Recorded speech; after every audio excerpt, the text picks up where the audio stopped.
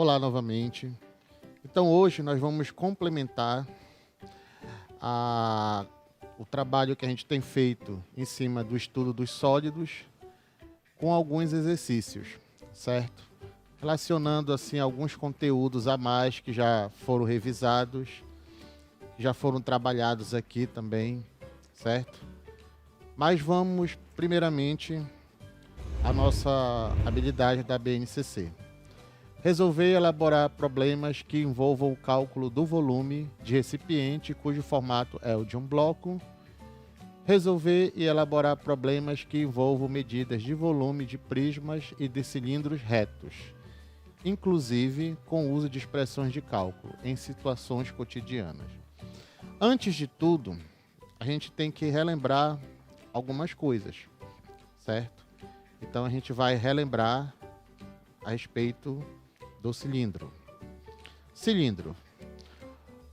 O cilindro circular reto é um sólido geométrico, portanto tem volume, e vamos relembrar de algumas características deles. Então vocês estão vendo aí na tela o cilindro. Novamente a gente vai falar da base inferior, da base superior, mas a gente pode falar simplesmente base, já que elas têm a mesma área, são, vamos dizer assim, iguais em termos de forma, certo? Nós temos uma altura também, conforme vocês podem verificar aí na tela. As bases são dois círculos paralelos congruentes, certo? A gente já verificou isso em aula passada. A altura é a distância entre suas bases. A gente tem uma superfície lateral curva, certo?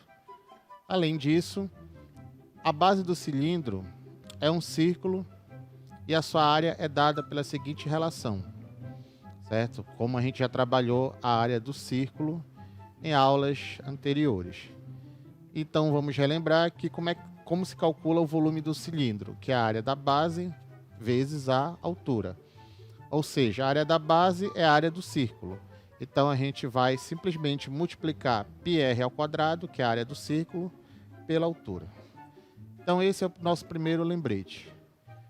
De posse dessa pequena revisão, vamos então a uma questão. Uma indústria produz organizadores para escritório. Observe o molde de um porta-lápis que o projetista fez. Então vamos observar, certo, o molde. E aí a gente está vendo, na verdade, um cilindro planificado, certo? A gente falou de planificação na nossa última aula, para justamente a gente resolver algumas questões como essa aqui. E vocês estão vendo, tanto a base superior quanto a base inferior, certo? Elas são círculos. E a área lateral, que lá quando o cilindro está representado em 3D, ela é curva. Aqui ela está parecendo plana. Aí, ou seja, é como se fosse um retângulo, certo? Onde a base seria 30 centímetros e a altura seria 15 centímetros. Então, qual é a pergunta? Que forma terá esse porta-lápis? E determine o volume dessa peça. Use o π igual a 3. Então, em relação à fórmula, a gente, como é que eu posso dizer? Eu já dei a resposta para você, certo? Cilindro circular reto. Então, vamos acompanhar novamente. A forma de um cilindro, certo? A gente não especificou aqui reto, mas a gente está trabalhando nesse primeiro momento com cilindro circular reto. Agora, determine o volume dessa peça e use π igual a 3. A gente sabe que o π é um número irracional que vale aproximadamente 3,14. Há exercícios que aproximam 3,1. Há exercícios que aproximam 3, como esse que a gente está fazendo. E há outros tipos, pode haver outras aproximações também. Mas a gente não pode esquecer que o π é um número irracional e as casas decimais elas não seguem um padrão de repetição. Então você não sabe, se você não tiver descrito, você não sabe determinar através de alguma fórmula qual seria a casa decimal número 1000, por exemplo. Você não sabe, você vai ter que escrever um número e fazer a contagem até chegar à casa número 1000. Então, voltando para a tela, a gente sabe que o volume de um cilindro é a área da base, certo? Vezes a altura. Então, a área da base, a gente sabe que é πr ao quadrado, ou π vezes r ao quadrado, vezes a altura. Observa o que a gente tem. A gente tem a altura e o π com valor aproximado de 3. Então, o volume do cilindro, por enquanto eu posso escrever 3 vezes o r ao quadrado vezes 15 centímetros, que é a altura que foi dada. Mas eu não tenho r. E agora? Então, a gente vai atrás do r por algum dado que a questão forneceu, algum dado extra que a questão forneceu. Se você observar novamente na tela, nós temos a planificação do cilindro e a parte lateral, que é uma superfície curva, ela é exatamente como está aí, um retângulo de base 30 centímetros e altura 15 centímetros. Se você observar, tivesse como enxergar isso dentro da sua imaginação, você vai verificar que a base desse retângulo, que mede 30 centímetros, ela, vamos dizer assim, ela circundeia, ela dá um giro, certo? Em volta de qualquer uma das bases, tanto inferior quanto superior. Ou seja, o que eu quero dizer com isso? Que esse 30 centímetros, ele é o comprimento da circunferência de uma dessas bases, qualquer uma na verdade, né? Porque elas são, nesse caso, vamos considerar idênticas. Então, eu poderia escrever que o comprimento da circunferência, vamos relembrar, é 2 vezes o π vezes o raio da circunferência, no caso em questão. Mas eu não tenho raio, é o que eu quero calcular. Então, eu vou atrás, já que eu tenho o comprimento, certo? Então, o comprimento é 30 centímetros. Então, observando a fórmula, 30 centímetros vai ser igual a 2 da fórmula, vezes a aproximação de π, que é 3, vezes o raio, que eu não tenho. Como está tudo em centímetros, a gente vai ter a resposta em centímetros. Então, observa. 2 vezes 3 dá 6, certo? E aí eu posso, dependendo como você aprendeu as equações, eu posso passar o 6 como divisor, posso passar o 6 como denominador, certo? Então, se 6 está multiplicando o R, o 6 vai passar como divisor. Vai ficar 30 dividido por 6. E aí o resultado dessa divisão é 5 centímetros. Então, para eu calcular o volume, eu estava precisando do raio. Agora eu tenho o raio. Então, a gente vai voltar à fórmula anterior. Opa! Portanto, o volume dessa peça é dado por... Vamos jogar novamente na fórmula. Volume é 3 vezes o raio ao quadrado, que eu acabei de calcular, que é 5, vezes a altura, que no caso é 15. 5 ao quadrado, 5 vezes 5, que dá 25. E aí, a ordem dos fatores não altera o produto até o presente momento, né? Então, você pode fazer 3 vezes 25 vezes 15, ou 25 vezes 15 vezes 3. No final, você vai ter o volume dessa peça aí, porta-lápis, que vai ser dado por 1.125 centímetros cúbicos. É interessante você prestar atenção nessa unidade. A gente está falando de volume, certo?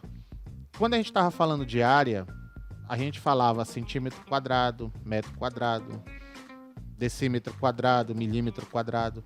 Agora a gente está falando de volume, certo? Então, vai ser mais uma dimensão, vamos dizer assim. Então, você vai ter metro cúbico, centímetro cúbico, decímetro cúbico, quilômetro cúbico, que não é muito utilizado, mas é importante que vocês saibam também, certo? Ou seja, ganhou mais uma dimensão. Então, vamos à segunda questão. Observe a seguir a representação de um cilindro reto e da planificação de sua superfície. Qual é o volume desse cilindro? use π igual a 3,1. Então, observe agora que a gente arredondou o π para 3,1, certo? Agora há pouco era para 3, então a gente vai ter com certeza alguma conta a mais para fazer. E aí a planificação está diferente do exemplo anterior, mas a ideia é a mesma, certo? Ele só colocou um pouquinho as bases distantes uma da outra. Agora ele já trabalhou dando raio, certo? Talvez fique mais fácil de efetuar os cálculos. Então vamos lá. O volume do cilindro, como a gente já sabe, é a área da base vezes a altura. Então, novamente, a área da base é πr ao quadrado vezes a altura. Quanto vale o raio? Observe a figura. 5 centímetros. Certo? É o raio da base. Quanto vale a altura do cilindro? Vai valer 10 centímetros. Estão na mesma unidade. Então, vamos substituir 5 ao quadrado vezes 10, e no lugar do π eu coloquei o valor aproximado, 3,1, como a gente comentou na questão anterior, certo? Então, quando ele não colocar nenhum valor para você usar com π, você pode deixar simplesmente o π lá representando. Você pode dizer 3π centímetros quadrados, quando tiver achado o resultado final, né? Pode dizer assim, 20π metros cúbicos, certo? Quando ele não aproximar, você pode deixar ele lá, o valor de π, que a gente sabe que é o valor que está antes dele, se aparecer, que pode ser 1, vezes o valor do π, certo? Novamente, acompanhando na tela. Então, vamos fazer algumas continhas, claro. 5 ao quadrado é 5 vezes 5, 25. Aí, eu resolvi seguir uma lógica pouco diferente, que geralmente a gente é habituado a fazer assim, né? A gente multiplica da esquerda para a direita. Mas como a gente viu na questão anterior, a ordem dos fatores não altera o produto até então. Então eu posso começar multiplicando os dois últimos fatores, depois multiplicando pelo primeiro fator. É o que eu vou fazer agora.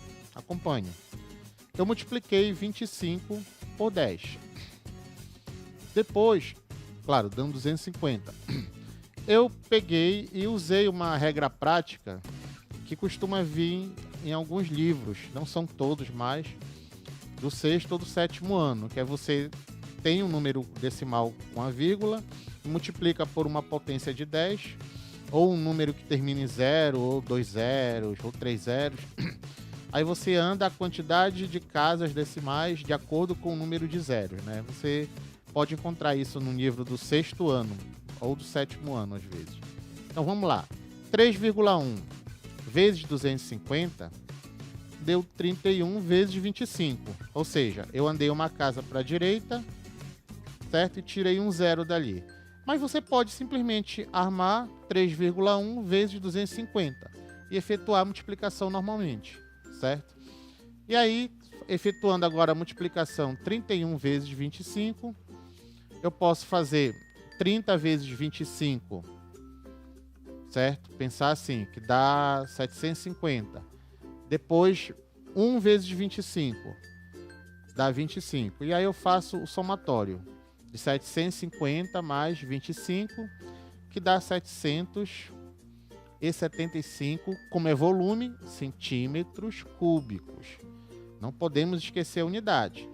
Porque se você colocar simplesmente 775, certo? Eu posso entender que é 775 centímetros, ou seja, só comprimento. Se você colocar centímetros quadrados, eu vou entender que é só uma área relacionada a uma superfície. Quando você coloca centímetros cúbicos, ou metro cúbico, ou decímetro cúbico, eu vou entender que se trata de um volume, ou seja, está relacionado a algo, algum recipiente, algum bloco em 3 dimensões. Então é muito importante a gente ter esse cuidado. E também, conforme vocês podem ver nos exercícios, é importante a gente anotar a resposta. Porque às vezes a gente só coloca lá V igual a 775 centímetros cúbicos. Aí você coloca a conclusão de todo o trabalho que você fez. Portanto, Você pode usar também a palavra logo, você pode usar também concluímos. O volume desse cilindro é dado por 775 centímetros cúbicos, certo? Então essas duas questões foram para relembrar um pouquinho a respeito do volume, como se calcula o volume de um cilindro, né? Mas você deve lembrar da nossa última aula. A gente falou, acompanha na tela, dos prismas, certo? Então, vamos só relembrar rapidamente aqui o que seria um prisma, né?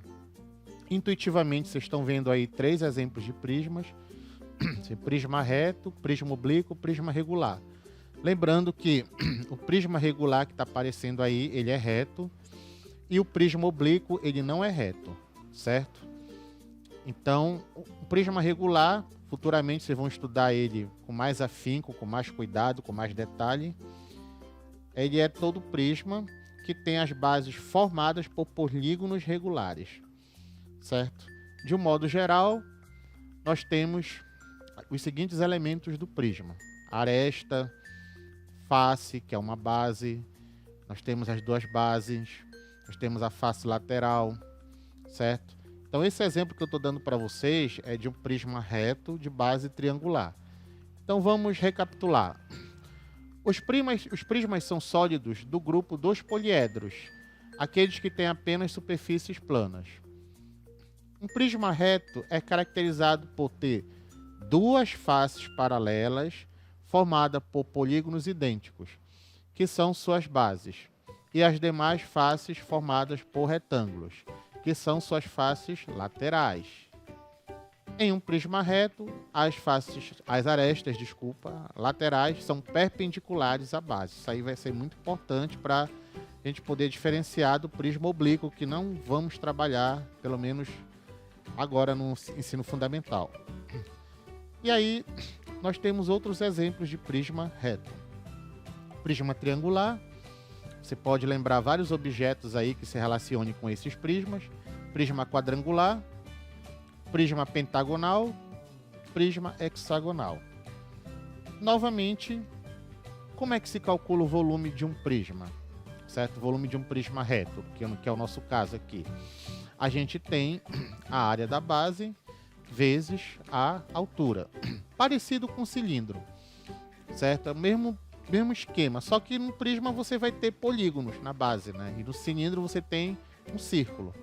E lembrando que o cubo, ele é um prisma e ele é um caso particular de um paralelepípedo, certo? Reto retângulo, que também é um prisma, certo? Então, vamos à nossa questão de prisma. A estrutura de um telhado tem a forma da figura seguinte. Então, vamos olhar a figura. Está aí. Parece um telhado de muitas casas. Essa estrutura tem a forma de que sólido? Qual o volume ocupado por essa estrutura? Então, como a gente está trabalhando, a gente vem abordando bastante esse assunto, já deu para perceber que ele parece com um prisma, certo? Só que ele não está na posição que a gente costuma visualizar o prisma. Ele está assim, vamos dizer, como se ele tivesse empurrado ele e tivesse caído, certo? Mas você consegue ver a base ali, onde tem dois ângulos de 45 graus, e a outra base você não consegue visualizar por aqui, mas você entende que ela existe do outro lado, vamos dizer assim. Então, a resposta para a letra A estrutura tem a forma de um prisma triangular, certo? Para a letra B, a gente vai precisar fazer alguns cálculos aqui para a gente relembrar algumas continhas também, inclusive de séries anteriores. A base desse prisma tem a forma de um triângulo retângulo, cuja hipotenusa mede 18 metros e cada cateto mede x. Bom, você deve falar, poxa, mas professor, você nem indicou o ângulo reto. Como é que é um triângulo retângulo? Que eu saiba, para ser triângulo retângulo, tem que aparecer o ângulo reto. Exatamente, ele aparece. Só que ele não está marcado com aquele quadradinho e o ponto no meio. Mas acompanha comigo na tela.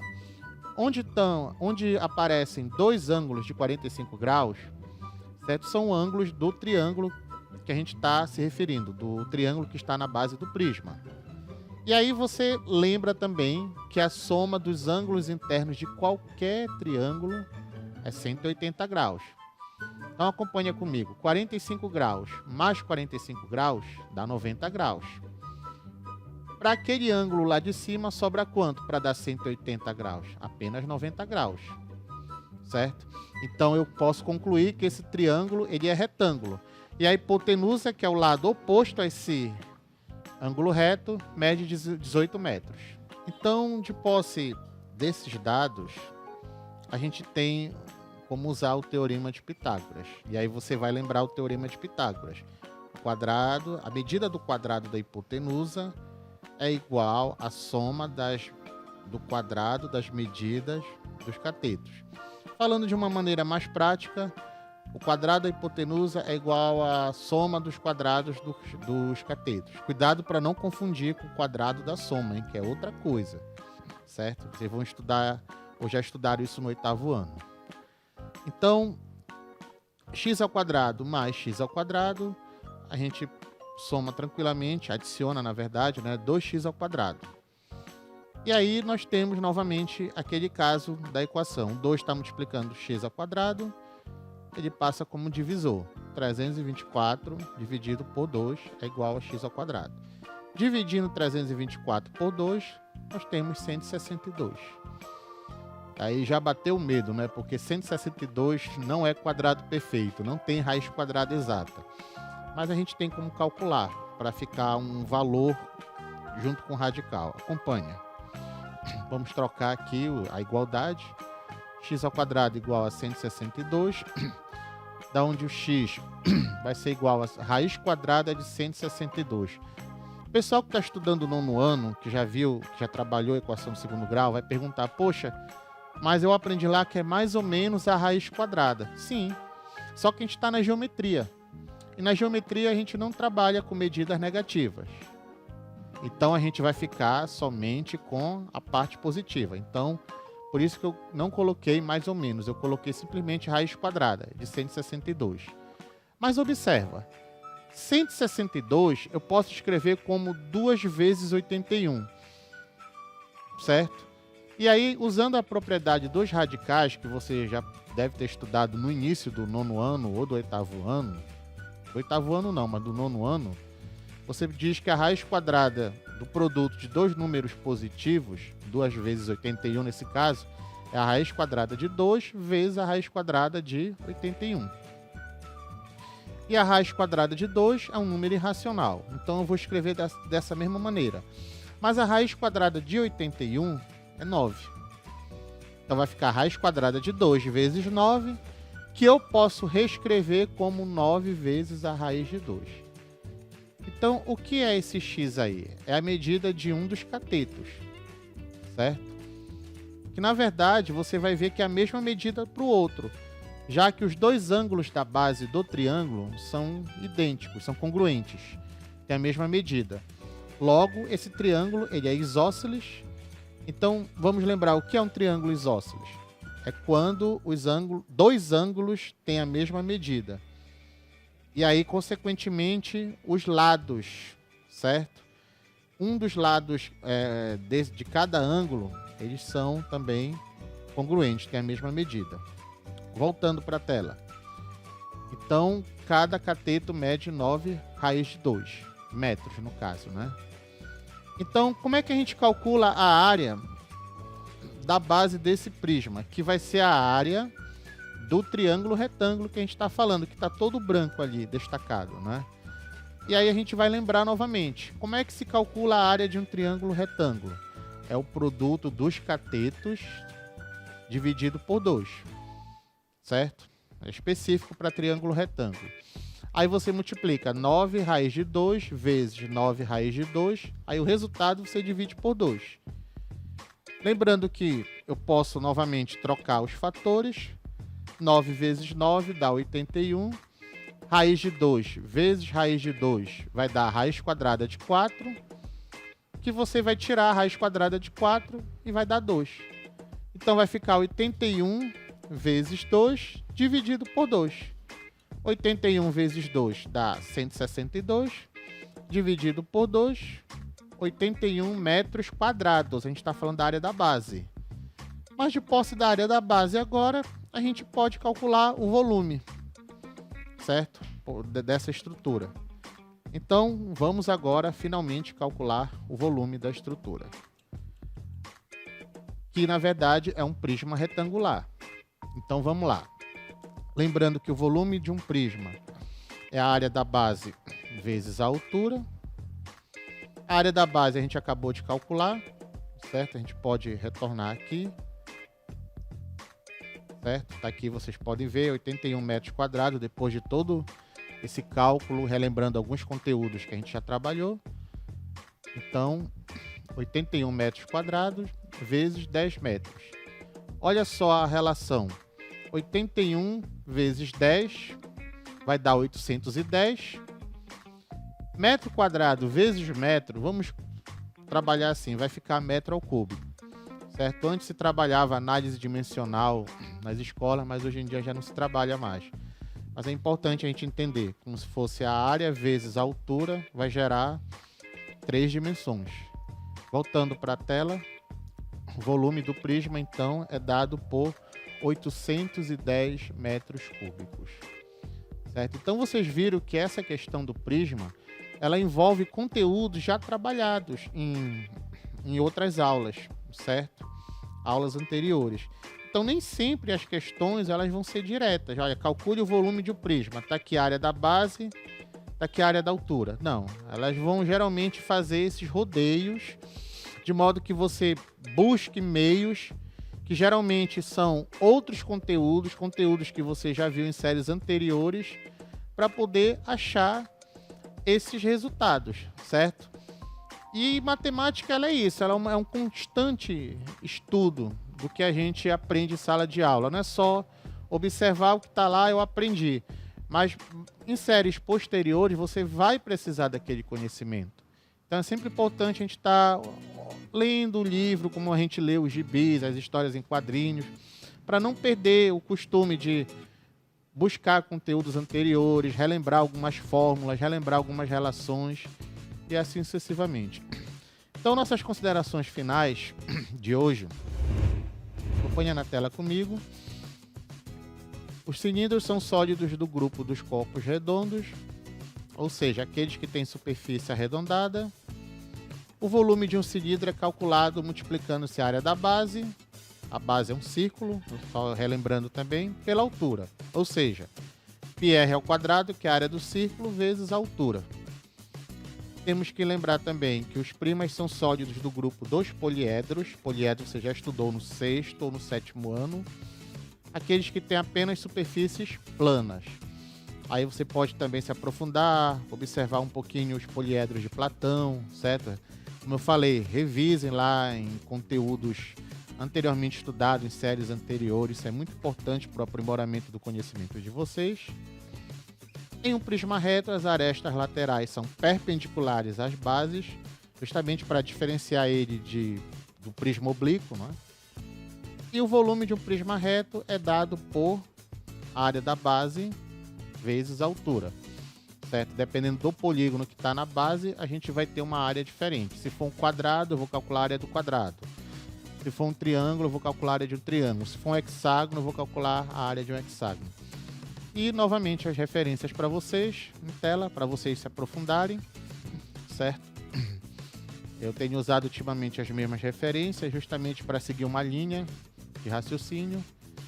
E a gente finaliza, nesse momento, a nossa aula de agora. Desde já, a gente agradece novamente e espera você na nossa próxima aula. Bons estudos!